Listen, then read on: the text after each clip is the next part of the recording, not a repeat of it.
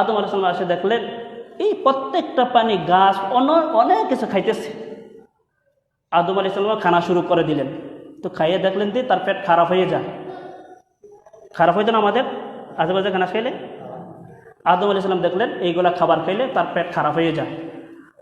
তখন আল্লাহ তাবারক ওয়া তাআলা জিবরাইলকে পাঠিয়ে দিলেন। জিবরাইল আসিয়া আদম আলাইহিস সালামকে শিক্ষা দিলেন, এইভাবে খাও, এইভাবে রান্না করো, এইভাবে জোগাড় করো। জোগাড় করার পরে এইভাবে রান্না করতে হবে। কী করে রান্না করবে? আগুন কোথায় থেকে আনবে? জিবরাইল আলাইহিস সালাম জাহান্নামে চলে গেলেন। জাহান্নামে গিয়ে একটা অংশ আগুন নিয়ে আসলেন। কয় অংশ? এক অংশ দুনিয়ার মধ্যে আগুন নিয়ে আসলেন। আনার পরে দেখলেন যে আদম আলাইহিস সালাম আগুনের কাছে বিকতে পারে না। আগুনের জন্য অনেক তেজ, অনেক পাওয়ার। কি করা যায়? হযরত জিবরিল আলাইহিস সালাম কি করলেন? এই আগুনটাকে আবার আল্লাহর রহমতের পানিতে 3 থেকে 7 বার দোয়া দিলেন। কয়বার? 3 থেকে 7 বার আগুনটাকে দোয়া দেওয়ার পরে আগুনের হিটটা একটা কমে গেল। এইভাবে আদম আলাইহিস সালামকে আগুন দিয়ে রান্না বান্না করে শিখিয়ে দিলেন। আদম আলাইহিস সালাম দুনিয়াতে এসেছিলেন শ্রীলঙ্কার মধ্যে, আর হাওয়াকে পাঠিয়েছেন জিদ্দার মধ্যে। আর ইবলিস তো দুনিয়াতে এসেছিল। আল্লাহ তাবারক ওয়া তাআলা ইবলিসকে পাঠিয়েছেন ইরাকের ময়দানে। ইরাকের মধ্যে পাঠিয়েছেন শয়তানকে। কি করলেন? ইবলিসকে পাঠাইলেন ইরাকের মধ্যে, আদমকে পাঠাইলেন শ্রীলঙ্কার মধ্যে, আর হাওয়াকে পাঠাইলেন জিদ্দার মধ্যে। আদম আলাইহিস সালাম কত বড় ছিল? একটা বর্ণনা যদি আমরা বলি, আদম আলাইহিস সালামের পাওয়ার দৈর্ঘ্য ছিল 5.7 ইঞ্চি। কয় ইঞ্চি? 5.7 ইঞ্চি। আমাদের মধ্যে এমন লোকও নাই মনে হয়। 5.7 ইঞ্চি তার পাওয়ার লম্বাটাই ছিল। তাহলে কত বড় বেটা ছিল? এইভাবে আদম আলাইহিস সালাম যখন আসার পরে রান্না করে খাওয়ার পরে দেখতে পাইলেন একটু পরে সন্ধ্যা হয়ে গিয়েছে। সন্ধ্যা হওয়ার পরে দেখলেন, একটু পরে যখন ঘুমিয়ে গেলেন, ঘুমার পরে দেখলেন সকালবেলা পূর্ব দিকে সূর্য উঠতেছে। এই সূর্যটাকে দেখে আদম আলাইহিস সালাম 2 রাকাত নামাজ আদায় করলেন। কয় রাকাত? 2 রাকাত নামাজ আদায় করলেন। এই ইবাদত, প্রথম ইবাদত।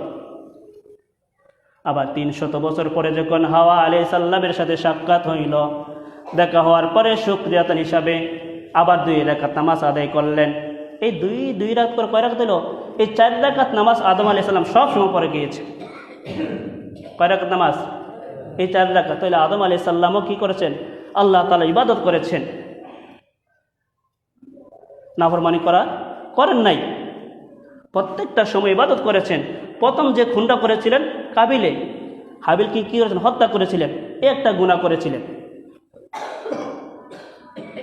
তারপর থেকে দেখা যায় যে গুনার কাজ শুরু হয়ে গেল 200 বছর পরে।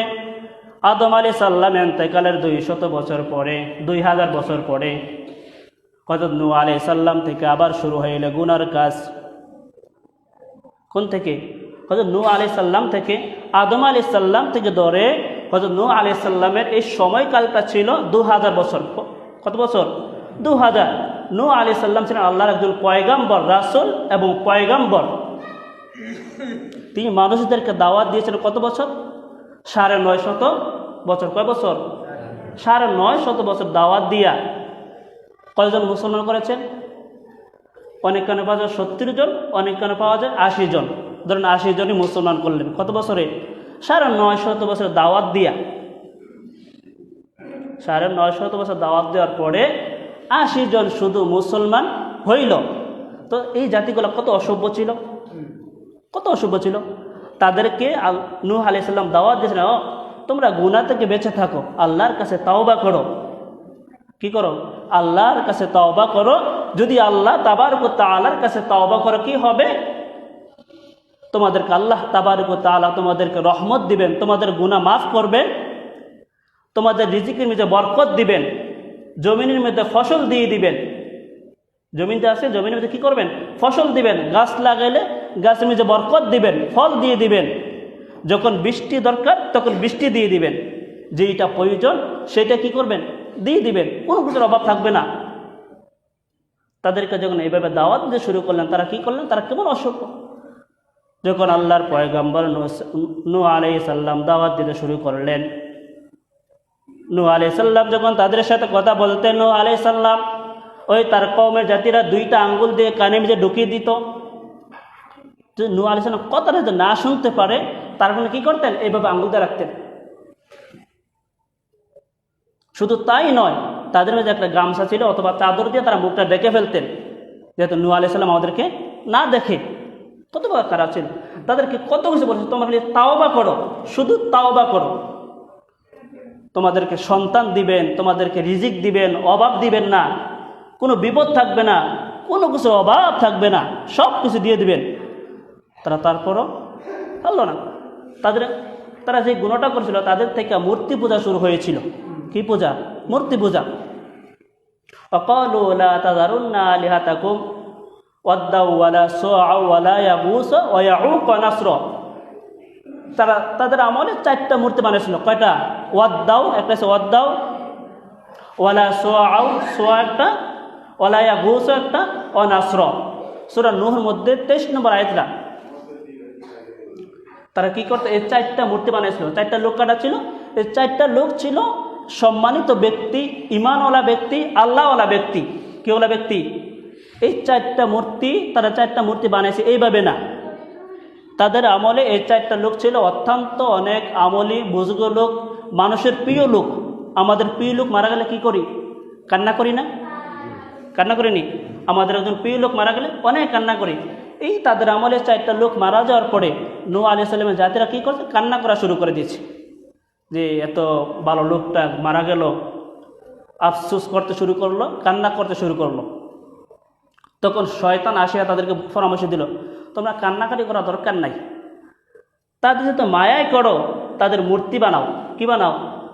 মূর্তি বানাইয়া তারা যেই জায়গায় বসে বসে আমাদেরকে দিনের কথা বলতো, সেই জায়গায় বসিয়ে রাখো।